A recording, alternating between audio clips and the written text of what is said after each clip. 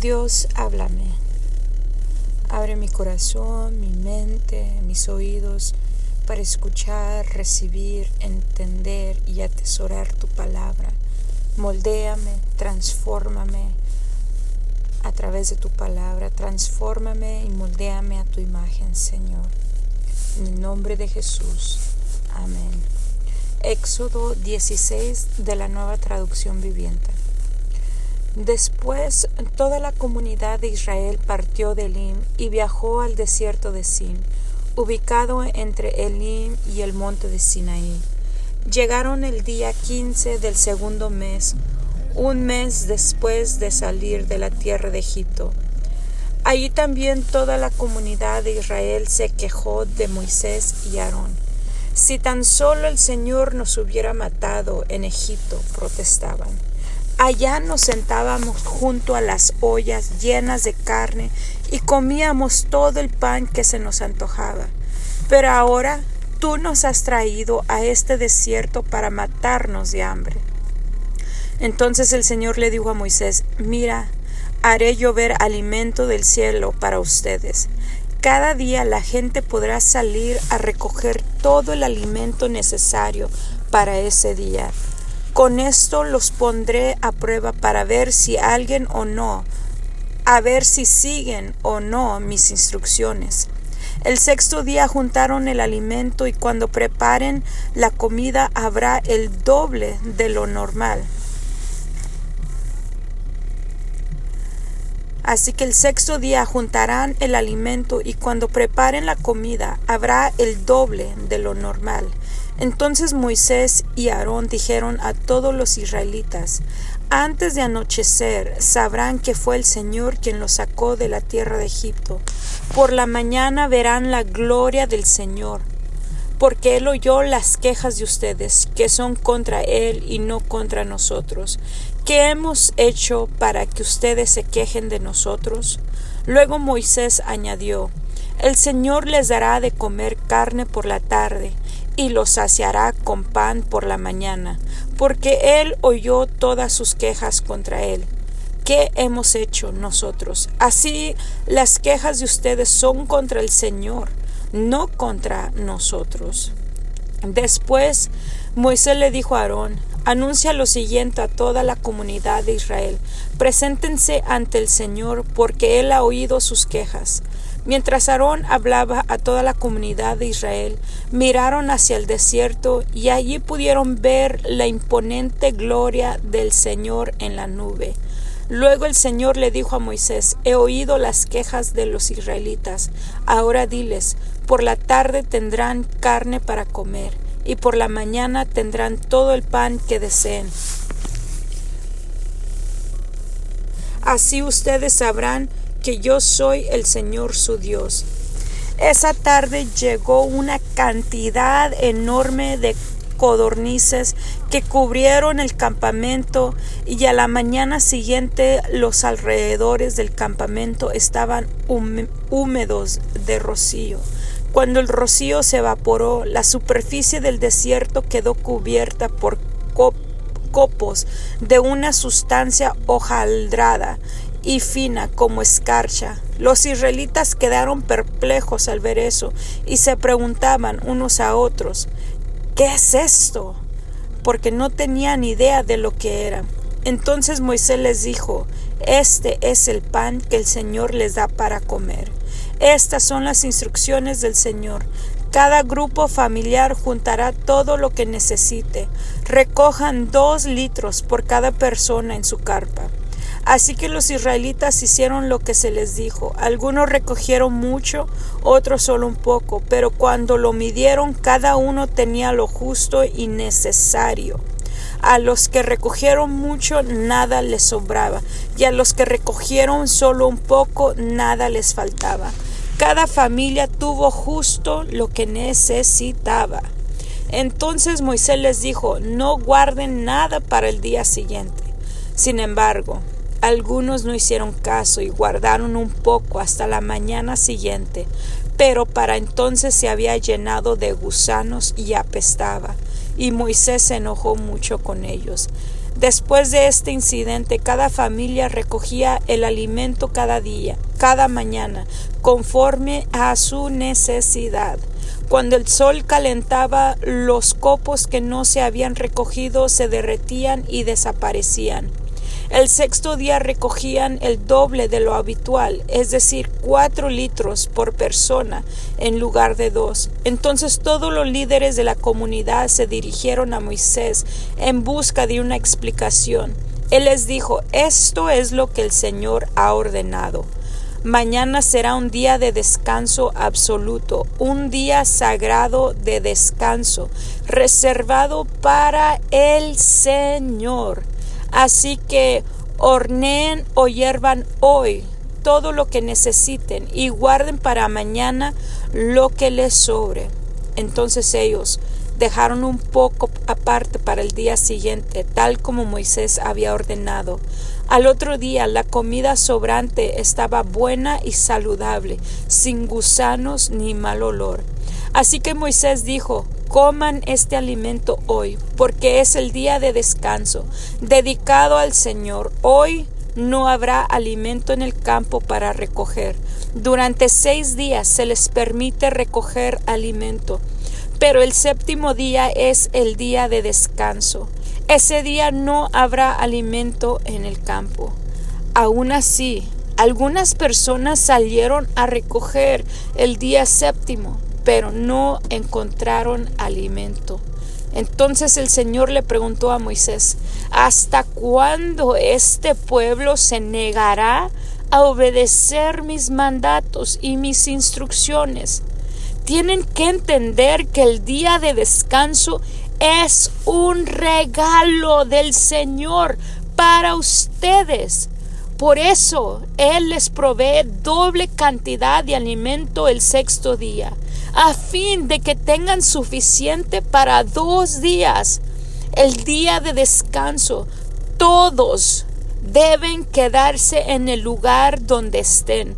No salgan a buscar pan el séptimo día. Así que la gente no recogió alimento el día séptimo. Los israelitas llamaron maná al alimento. Era blanco como la semilla de cilantro y tenía un gusto parecido a obleas con miel. Luego Moisés dijo: esto es lo que el Señor ha ordenado. Llenen un recipiente con 2 litros de maná y consérvenlo para sus descendientes. Así las generaciones futuras podrán ver el pan que les di a ustedes en el desierto cuando los liberé de Egipto. Entonces Moisés le dijo a Aarón: toma una vasija y llénala con 2 litros de maná. Después colócala en un lugar sagrado delante del Señor, a fin de conservarlo para todas las generaciones futuras. Así que Aarón hizo tal como el Señor le ordenó a Moisés. Posteriormente lo colocó dentro del arca del pacto, frente a las tablas de piedra grabadas con las condiciones del pacto. Y los israelitas comieron maná durante 40 años, hasta que llegaron a la tierra donde se establecerían. Comieron maná hasta que llegaron a la frontera de la tierra de Canaán. El recipiente utilizado para medir el maná era un gomer, que era la 10ª parte de un efa, equivalía a 2 litros. Éxodo 17. Por orden del Señor, toda la comunidad de Israel partió del desierto de Sin y anduvo de un lugar a otro. Finalmente acamparon en Refidim, pero allí no había agua para que el pueblo bebiera. Así que el pueblo volvió a quejarse contra Moisés. «¡Danos agua para beber!», reclamaron. «Cállense», respondió Moisés. «¿Por qué se quejan contra mí? ¿Por qué ponen a prueba al Señor?». Pero ellos, atormentados por la sed, siguieron discutiendo con Moisés. «¿Por qué nos sacaste de Egipto? ¿Quieres matarnos de sed a nosotros, a nuestros hijos y a nuestros animales?». Entonces Moisés clamó al Señor: «¿Qué hago con este pueblo? Están a punto de apedrearme». El Señor le dijo a Moisés: pasa por delante del pueblo. Toma tu vara, la que usaste para golpear las aguas del Nilo, y llama a algunos ancianos de Israel para que te acompañen. Yo me pararé frente a ti sobre la roca en el monte Sinaí. Golpea la roca y saldrá agua a chorros. Entonces el pueblo podrá beber. Así que Moisés golpeó la roca como se le indicó, y el agua brotó a chorros a la vista de los ancianos. Entonces Moisés llamó a aquel lugar Masa, que significa prueba, y Meriba, que significa discusión, porque el pueblo de Israel discutió con Moisés y puso a prueba al Señor, diciendo: ¿está o no el Señor aquí con nosotros? Mientras el pueblo de Israel aún se encontraba en Refidim, los guerreros de Amalek lo atacaron. Así que Moisés le ordenó a Josué: escoge algunos hombres para salir a pelear contra el ejército de Amalek. Mañana yo estaré en la cima de la colina sosteniendo la vara de Dios en mi mano. Josué hizo lo que Moisés le ordenó y peleó contra el ejército de Amalek. Entretanto Moisés, Aarón y Hur subieron a la cima de una colina cercana.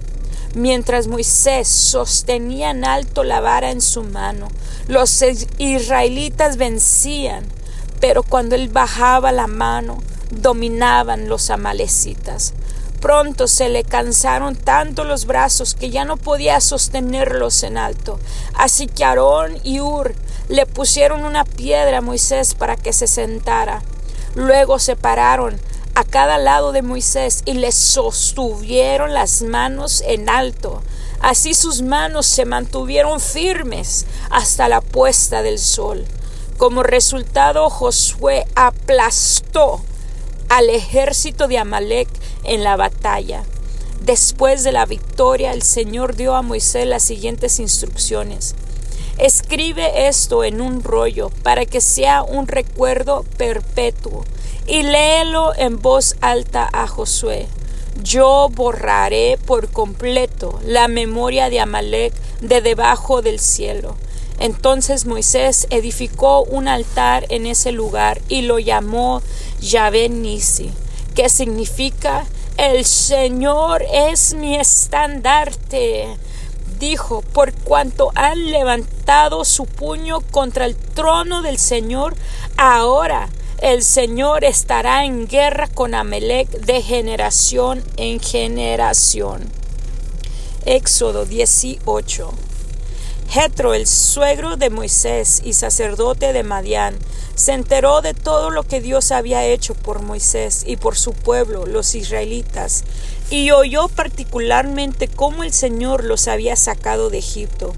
Anteriormente Moisés había enviado a su esposa Séfora y a sus 2 hijos de regreso a casa de Jetro, y él los había hospedado.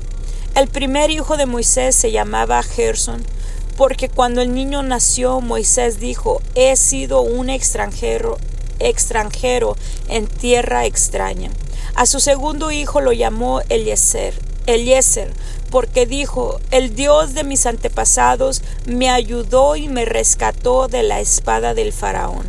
Así que Jetro, el suegro de Moisés, fue a visitarlo al desierto y llevó consigo a la esposa y a los 2 hijos de Moisés. Llegaron cuando Moisés y el pueblo acampaban cerca del monte de Dios. Jetro le había enviado un mensaje a Moisés para avisarle: yo, tu suegro Jetro, vengo a verte junto con tu esposa y tus 2 hijos.